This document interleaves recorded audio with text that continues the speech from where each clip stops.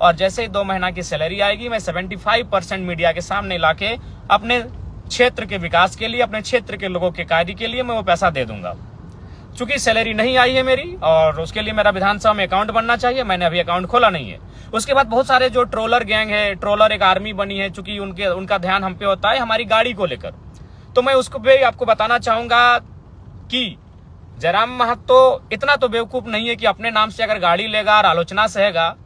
आपको भी मालूम है, मैं सबसे पहले मैं पुटकी में हमारे 3 साथी हैं या फिर कहिए हमारे 3 रिलेशन में आने वाले हैं, उनकी गाड़ी में मैं सफर करता था, वो स्कॉर्पियो थी। फिर मैं राजगंज के एक हमारे पार्टी के साथी हैं, न गाड़ी का नंबर फेमस है वो 5354, मैं उस पर 1-1.5 साल चला।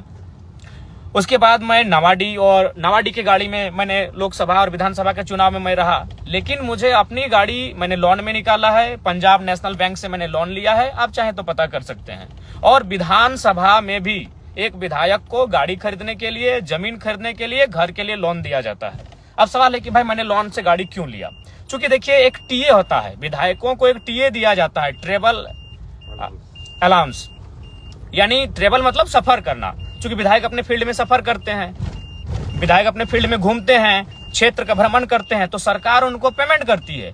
और वो पेमेंट सरकार तभी करेगी जब आपके नाम से गाड़ी रजिस्टर्ड होगा। तो इसलिए गाड़ी, स्कॉर्पियो गाड़ी जी मेरा ही है, मेरे नाम से है।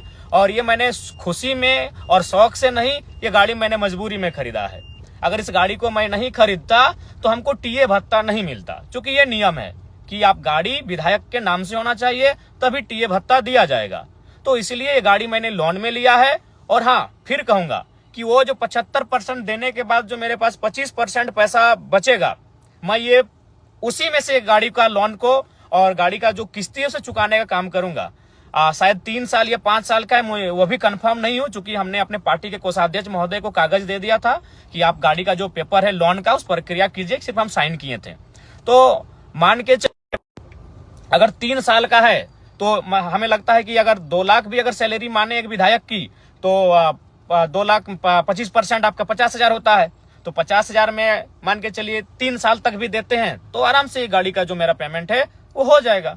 तो इसीलिए बहुत सारे लोग ट्रोलर गैंग, उनका चूंकि अब उनको एक ही टास्क मिला है कि जयराम महतो को डैमेज कैसे करना है, सोशल मीडिया में जयराम महतो के खिलाफ कैसे लिखना है। तो मैं आपको ये बताना चाहूंगा कि भाई जो गाड़ी का जो मामला है, जो सैलरी का मामला है, ये मैं दोनों आपको बताना चाहूंगा कि सैलरी अभी हमारी आई नहीं है, क्योंकि मैंने अकाउंट विधानसभा में खोला नहीं है। और गाड़ी जो मैंने स्कॉर्पियो खरीदा है, आप जानते हैं वो 1947 उसका नंबर है, हाँ वो मेरे ही नाम से है। और वो मैंने खुशी में और शौक से नहीं खरीदा है, वो मैंने मजबूरी में खरीदा है। मजबूरी में इसलिए खरीदा है कि अगर विधायक के नाम से गाड़ी नहीं होगा तो सरकार, चूंकि अब हम सरकार के व्यक्ति हैं, अब हम माननीय है तो सरकार के अंग हैं हम, तो सरकार हमको जो टीए भत्ता होता है वो हमको नहीं देती।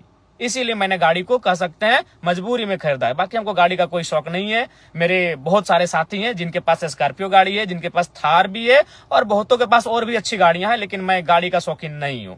ये गाड़ी मैंने मजबूरी में खरीदा है। क्यों खरीदा है ये मैंने आपको बता दिया। क्योंकि अगर मैं गाड़ी नहीं खरीदता तो क्या मामला होता कि मुझे वो टीए का जो भत्ता होता है वो नहीं मिलता। तो भाई क्यों हम सरकार के खाते में जाने देंगे अपना अलाउंस?